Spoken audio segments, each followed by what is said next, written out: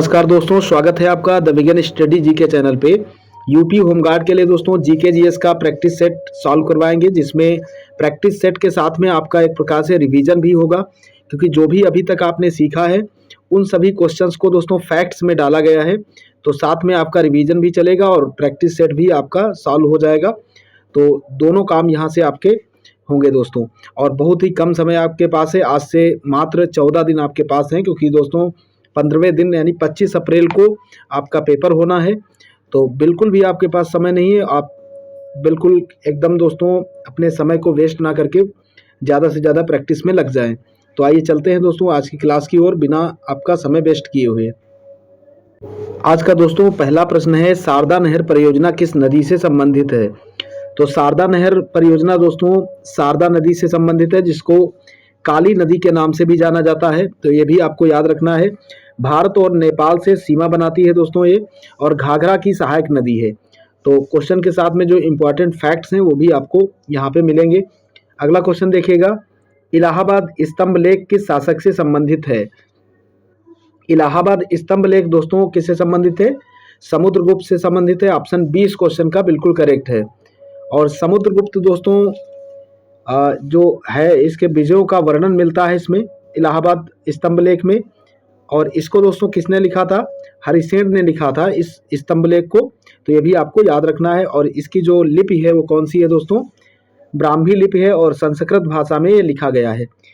तो सभी फैक्ट्स जो हैं वो भी साथ में आपको याद रखना है, क्योंकि क्वेश्चन से जुड़े हुए जो फैक्ट्स हैं वो तुरंत आपको याद हो जाएंगे, तो ज़्यादा बेहतर रहेगा। अगला क्वेश्चन देखेगा, सोनभद्र जिला किस खनिज के लिए प्रसिद्ध है? तो उत्तर प्रदेश का सोनभद्र जो जिला है दोस्तों, उसको एनर्जी कैपिटल के नाम से भी जाना जाता है। और ये किसके लिए प्रसिद्ध है दोस्तों? ये बॉक्साइट के लिए प्रसिद्ध है। ऑप्शन डी इसका बिल्कुल करेक्ट हो जाएगा। और रिहन डैम भी यहाँ स्थित है, ये भी आपको याद रखना है। इसके अलावा दोस्तों एनटीपीसी, अनापारा, ओबरा पावर प्लांट या खनिज संसाधनों का जो भी उससे जुड़ी हुई चीज़ें हैं वो यहाँ पे ज़्यादा मात्रा में पाई जाती हैं। अगला क्वेश्चन देखेगा, दीन इलाही की स्थापना किसने की? तो दीन इलाही धर्म जो है दोस्तों वो किसने चलाया था? अकबर के द्वारा चलाया गया था। ऑप्शन 20 क्वेश्चन का बिल्कुल करेक्ट है। और कब इसको स्टार्ट किया गया था? 1582 में। ये भी आपको याद रखना है। और 1500 दोस्तों जो 75 था उसमें इबादत खाना की स्थापना की थी अकबर ने, ये भी आप याद रखिएगा। और इसमें सभी धर्म के जो आचार्य थे दोस्तों वो सम्मिलित थे, सूफी, जैन, हिंदू, इन सभी के विचारों को इसमें सम्मिलित किया गया था। अगला क्वेश्चन देखिएगा, उत्तर प्रदेश का राज्य खेल कौन सा है? तो उत्तर प्रदेश का राजकीय खेल कौन सा है दोस्तों? वो है कबड्डी। ऑप्शन सी इस क्वेश्चन का बिल्कुल करेक्ट हो जाएगा। कबड्डी दोस्तों जो है ये यूपी के जो ग्रामीण इलाके हैं इसमें अत्यधिक लोकप्रिय है और स्कूली स्तर पर खेला जाता है। अगला क्वेश्चन देखिएगा, महमूद गजनवी ने भारत पर कितनी बार आक्रमण किया? तो ये आप सभी को पता होगा दोस्तों, महमूद गजनवी ने भारत पर 17 बार आक्रमण किया था। ऑप्शन 20 क्वेश्चन का बिल्कुल करेक्ट है।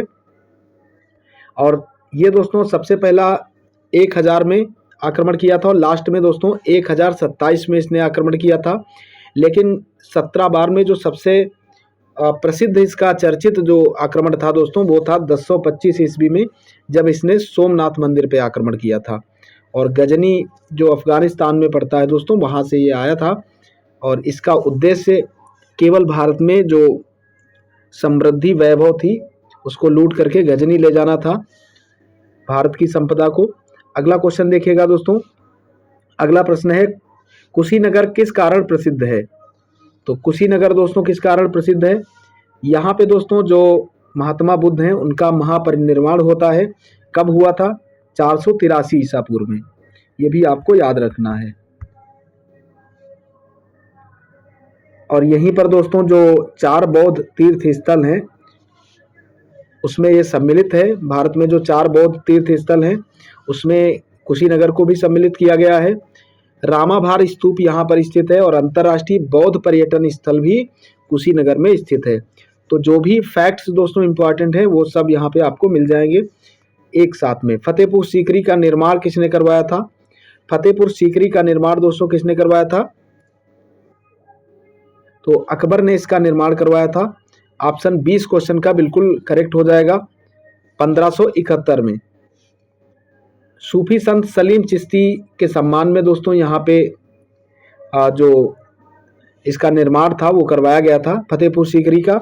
यहीं पर दोस्तों बुलंद दरवाजा स्थित है जिसका निर्माण अकबर ने गुजरात विजय के उपलक्ष्य में करवाया था, तो ये भी आपको याद रखना है। ये दोस्तों मुगलों की राजधानी भी रहा है। अगला क्वेश्चन देखिएगा, कुछ समय तक भारतीय रिजर्व बैंक की स्थापना कब हुई थी? तो भारतीय रिजर्व बैंक की स्थापना दोस्तों 1 अप्रैल 1935 में होती है और पहले जो गवर्नर हैं वो है दोस्तों ओशबर्न स्मिथ। 1949 1 जनवरी 1949 में इसका राष्ट्रीयकरण हुआ था, ये भी आपको याद रखना है। और इसका मुख्यालय है दोस्तों मुंबई में। तो कोई भी क्वेश्चन आपसे पूछा जा सकता है, सारे क्वेश्चन आपको लर्न कर लेना है। यूपी में सबसे कम जनसंख्या घनत्व वाला जिला कौन सा है? तो दोस्तों यूपी में सबसे कम जनसंख्या घनत्व वाला जिला है कौन सा दोस्तों? ये है ललितपुर। ऑप्शन ए इस क्वेश्चन का बिल्कुल करेक्ट हो जाएगा। और ये बुंदेलखंड क्षेत्र में आता है। शुष्क व कम वर्षा यहाँ पे होती है दोस्तों, और जनसंख्या यहाँ की कम है। कृषि व जल संकट यहाँ की प्रमुख समस्या है, ये आपको याद रखना है। अगला क्वेश्चन देखिएगा, चौरी चौरा कांड कब हुआ था? तो चौरी चौरा कांड दोस्तों कब हुआ था ये पूछा जा रहा है आपसे। अगला प्रश्न है दोस्तों, चौरी चौरा कांड कब हुआ था? तो चौरी चौरा कांड दोस्तों 1922 में होता है। डेट सहित आपको याद रखना है, 5 फरवरी 1922 को हुआ था। और ये घटना दोस्तों कहाँ पे होती है? गोरखपुर में होती है। इसमें दोस्तों भीड़ ने, जो भारतीयों की भीड़ थी उसने अंग्रेजों की जो पुलिस चौकी थी उसमें आग लगा दी थी और 22 पुलिसकर्मी दोस्तों उसमें मर गए थे। और गांधी जी ने दोस्तों इसी से व्यथित होकर असहयोग आंदोलन जो था उसको समाप्त कर दिया था, क्योंकि दोस्तों उन्होंने अहिंसा का मार्ग अपना रखा था और हिंसा इसमें काफ़ी हुई थी, जिसके वजह से इन्होंने असहयोग आंदोलन को समाप्त कर दिया था। अगला क्वेश्चन देखिएगा, बक्सर का युद्ध कब हुआ था? तो बक्सर का युद्ध दोस्तों कब होता है? ऑप्शन देखिएगा, बक्सर का युद्ध दोस्तों 1764 में हुआ था। ऑप्शन 20 का बिल्कुल करेक्ट है। और ये दोस्तों किसके बीच हुआ था? तो अंग्रेज जो था दोस्तों, अंग्रेज इसमें जो दोस्तों हेक्टर मुनरो और जो मीर कासिम था इसके मध्य हुआ था। शुजाउद्दौला भी इसमें शामिल था, शाह आलम जो सेकंड था ये भी शामिल था। और अंग्रेजों के लिए दोस्तों ये एक प्रकार का निर्णायक युद्ध था। ये क्वेश्चन भी पूछा जाता है कि कौन सा युद्ध अंग्रेजों के लिए निर्णायक था, तो वो था बक्सर का युद्ध। अगला क्वेश्चन देखिएगा, सबसे प्राचीन वेद कौन सा है? तो वेरी सिंपल क्वेश्चन है दोस्तों, सबसे प्राचीन वेद है आपका ऋग्वेद। ऑप्शन सी इस क्वेश्चन का बिल्कुल करेक्ट है। ऋग्वेद में दोस्तों 1028 सूक्तियां हैं और 10,462 ऋचाएं हैं, ये आपको याद रखना है। और ऋग्वेद का जो आचार्य होता है उसको होत्र कहा जाता है। और 10 इसमें मंडल हैं ये, और 10वां जो इसका मंडल है उसमें दोस्तों जो 4 प्रकार के वर्ण हैं, वर्ण व्यवस्था को वहाँ पे दर्शाया गया है। अगला क्वेश्चन देखिएगा, योजना आयोग कब स्थापित हुआ?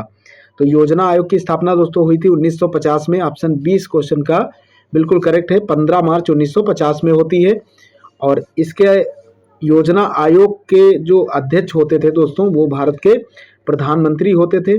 योजना आयोग को दोस्तों 2015 में समाप्त करके नीति आयोग की स्थापना की जाती है, तो ये भी आपको याद रखना है। अगला क्वेश्चन देखिएगा, दादरी ताप विद्युत परियोजना कहाँ स्थित है? दादरी ताप विद्युत परियोजना दोस्तों कहाँ पे स्थित है? तो ये दोस्तों गौतम बुद्ध नगर में स्थित है। ऑप्शन सी इस क्वेश्चन का बिल्कुल करेक्ट है।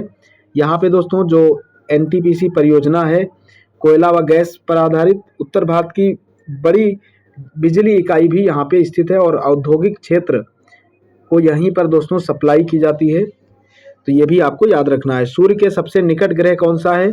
सूर्य के सबसे निकट ग्रह है दोस्तों बुध, जो कि सूर्य की मात्र 88 दिनों में परिक्रमा कर लेता है, सबसे कम दिनों में बुध, उसके बाद शुक्र है और फिर पृथ्वी, मंगल, बृहस्पति, सन, अरुण और वरुण। दूरी के हिसाब से दोस्तों ये क्रम है, आपको याद रखना है क्योंकि क्रम से लगाने को भी आता है। किस ग्रह को दोस्तों भोर का तारा, सांझ का तारा कहा जाता है? तो ये कहा जाता है शुक्र को। सबसे चमकीला ग्रह शुक्र को माना जाता है और पृथ्वी की जुड़वा बहन भी इसको कहते हैं, ये भी आपको याद रखना है। अगला क्वेश्चन देखिएगा, संविधान की प्रस्तावना में मूल रूप से कितने शब्द थे? संविधान की जो प्रस्तावना थी उसमें लगभग 85 शब्द थे दोस्तों। और इसके साथ में इंपॉर्टेंट फैक्ट्स में देखिएगा दोस्तों, जो 42वां संविधान संशोधन था 1976 में आया था, उसमें 3 शब्द और जोड़े गए थे, समाजवादी, पंथनिरपेक्ष और अखंडता। तो ये भी आपको याद रखना है। वैसे मूल रूप से कितने थे? 85 लगभग। अगला क्वेश्चन देखिएगा, हाँ इसके साथ में आपको ये भी याद रखना है दोस्तों, जो संविधान की प्रस्तावना है उसको संविधान की आत्मा कहा जाता है और डॉक्टर एम हिदायतुल्लाह के द्वारा इसको संविधान की आत्मा कहा गया है। और अनुच्छेद 32 जो है दोस्तों उसको कहा जाता है, उसको भी संविधान की आत्मा कहा जाता है, लेकिन ये जो डॉक्टर भीमराव अंबेडकर जी थे इनके द्वारा कहा गया था। अगला क्वेश्चन देखिएगा, यूपी से गुजरने वाला सबसे लंबा राष्ट्रीय राजमार्ग कौन सा है? ये इंपॉर्टेंट क्वेश्चन है, आपको याद कर लेना है। यूपी से गुजरने वाला सबसे लंबा जो राष्ट्रीय राजमार्ग है वो है NH-27। ऑप्शन सी इस क्वेश्चन का बिल्कुल करेक्ट हो जाएगा और ये आपको याद रखना है। अगला क्वेश्चन देखिएगा दोस्तों, अगला क्वेश्चन है काकोरी कांड के प्रमुख क्रांतिकारी थे। काकोरी कांड जो है दोस्तों वो 1925 में होता है। कब? 9 अगस्त 1925 में हुआ था। डेट सहित आपको याद रखना है। और इसके जो मुख्य क्रांतिकारी थे वो थे राम प्रसाद बिस्मिल। ऑप्शन बी इस क्वेश्चन का बिल्कुल करेक्ट हो जाएगा। इसके साथ में दोस्तों अशफाक उल्लाह खान भी इसमें शामिल थे। अगला क्वेश्चन देखिएगा, किस धातु का गलनांक सबसे अधिक होता है? लोहा, तांबा, टंगस्टन, एल्युमिनियम। तो इनमें से सबसे ज़्यादा जो गलनांक है वो है टंगस्टन का। ऑप्शन सी बिल्कुल करेक्ट हो जाएगा दोस्तों। और टंगस्टन का प्रयोग किसमें किया जाता है? तो जो वैद्युत बल्ब होते हैं उसमें फिलामेंट के रूप में इसका प्रयोग किया जाता है। और हीटर का जो तार होता है वो दोस्तों नाइक्रोम का बना होता है। ये भी साथ में आपको याद रखना है। अगला क्वेश्चन देखिएगा, संसद का संयुक्त अधिवेशन कौन बुलाता है? संयुक्त अधिवेशन जो होता है उसको दोस्तों किस आर्टिकल में रखा गया है? तो अनुच्छेद 108 में है संयुक्त अधिवेशन। और इसको बुलाता कौन है? तो इसका आवाहन करता है राष्ट्रपति। तो ऑप्शन बी इसका बिल्कुल करेक्ट हो जाएगा। सत्र का आवाहन और सत्रावसान ये दोनों करता है दोस्तों राष्ट्रपति, लेकिन इसकी अध्यक्षता कौन करता है? तो जो लोकसभा का अध्यक्ष होता है वो इसकी दोस्तों अध्यक्षता करता है संयुक्त अधिवेशन की। तो ये भी आपको याद रखना है किस अनुच्छेद में है और कौन इसकी अध्यक्षता करता है और कौन अधिवेशन को बुलाता है, संयुक्त अधिवेशन को। 3 क्वेश्चन यहाँ से आपको याद रखने हैं। अगला क्वेश्चन देखिएगा, हरित क्रांति के जनक कौन है? तो आप सभी को पता है दोस्तों, कई बार प्रैक्टिस सेट में करवा भी चुके हैं। हरित क्रांति के जनक हैं डॉक्टर MS स्वामीनाथन। और इनका दोस्तों इन्होंने जो MS स्वामीनाथन जी हैं इन्होंने हरित क्रांति में इनके द्वारा जो हरित क्रांति लाई गई थी उससे सबसे ज़्यादा प्रभाव किस पर पड़ा था? तो गेहूं के उत्पादन पर प्रभाव पड़ा था। और पंजाब, हरियाणा, उत्तर प्रदेश इन क्षेत्रों में दोस्तों इसकी शुरुआत हुई थी। तो ये भी आपको याद रखना है। अगला प्रश्न है दोस्तों, ये प्रश्न आपका अगला है, रेड से यहाँ पे टाइप हो गया, कलर इसका ब्लैक की जगह, तो आप इसको सही से पढ़ लीजिएगा। मौलिक अधिकार किस अनुच्छेद में है? तो ये दोस्तों अनुच्छेद 12 से 35 में है। और वर्तमान में दोस्तों कितने मौलिक अधिकार हैं? 6 प्रकार के मौलिक अधिकार हमारे पास हैं। 7वां जो मौलिक अधिकार था दोस्तों संपत्ति का अधिकार, उसको अनुच्छेद 300 का में विधिक अधिकार के तौर पे रखा गया है, जो मौलिक अधिकार है उनकी कैटेगरी से हटा करके। तो ये आपको याद रखना है। अगला प्रश्न देखिएगा, अगला प्रश्न दोस्तों है यूपी में सबसे अधिक साक्षरता दर वाला जिला कौन सा है? तो ये है दोस्तों, कौन सा सबसे अधिक साक्षरता दर वाला है? गौतम बुद्ध नगर। ऑप्शन सी इस क्वेश्चन का बिल्कुल करेक्ट हो जाएगा। और यहाँ पर दोस्तों जो ग्रेटर नोएडा है यहीं पे है, IT शिक्षा का हब है यहाँ पे। और उच्च शिक्षा शहरीकरण भी यहाँ पे उत्तर प्रदेश में पाया जाता है। कहाँ पे? गौतम बुद्ध नगर में। लाफिंग गैस किसे कहा जाता है? लाफिंग गैस दोस्तों नाइट्रस ऑक्साइड गैस N2O को कहा जाता है। ऑप्शन बी इस क्वेश्चन का बिल्कुल करेक्ट हो जाएगा। और इसी के साथ दोस्तों आज की क्लास यहीं पे समाप्त होती है। आशा करता हूँ ये क्लास आपको पसंद आई होगी। यदि क्लास आपको पसंद आई हो तो आप इसे लाइक कीजिएगा। चैनल पे नए हो तो चैनल को सब्सक्राइब करके चैनल से ज़रूर जुड़ें, ताकि जो भी यूपी में होने वाले आगामी एग्ज़ाम्स हैं उन सभी में आपकी हम बेहतर प्रैक्टिस करा सकें। मिलते हैं दोस्तों कल आपको नेक्स्ट क्लास के साथ। तब तक के लिए जय हिंद, जय भारत, वंदे मातरम।